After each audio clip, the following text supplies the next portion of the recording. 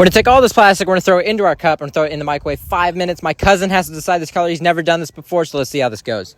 I'm giving him a red base to start with, so this is what it looks like. Not great, so let's see what he turns into. We got this black grape pigment that we're going to start with, and I just told him to add as much as he wants, and that's what he wanted to do. So we'll mix this in, and it just made it darker, almost a black. Not great, and he found the chartreuse. And again, I just said, add as much as you want, and that's what he did. So we'll mix this in. It's a little bit of a green tint, not bad. He found this yellow, and I think this is going to change it a little bit more. We'll go ahead and mix this in. I told him to go find another color if this didn't work, which, I mean, it changed it, but he found this gold pearl powder. So we're going to add that was a big scoop, actually. We'll go ahead and mix this in.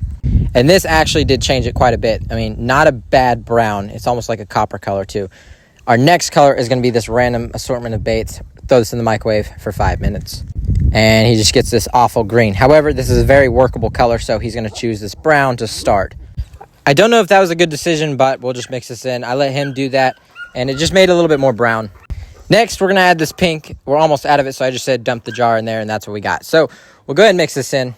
I don't know how many drops that is, but maybe like 20 or 30. It made it this little dingy color. Now we got this translucent blue. I'm not sure if this is going to do anything, but we'll figure this out. Now, after we mix this in, the next color we're going to add, I think, is going to be this purple. Hopefully, this changes it a little bit better. We're just going to stir that in. Hopefully, it turns it into more of a purple. And now he came back with this violet grape. We'll just add a bunch of this to this color and see what this does. And now, after we mix it in, definitely turned it a lot more purple. And now we got this blue pearl powder. We're going to see what this does. I've never used it before, so hopefully it makes something good. It didn't do a whole lot, and that was a lot. Definitely a whole lot more than what I would have added, but I do love the color. For flake, he came back with this yellow gold that we're going to add. I think he's going to do 2 scoops of this. We'll mix this in. This is size 40, so this is definitely going to give it some good texture. Love that. And now we got some dark gold. 2 scoops of that, and now we'll just go ahead and mix this in. Definitely love the gold flake that he added to this blue.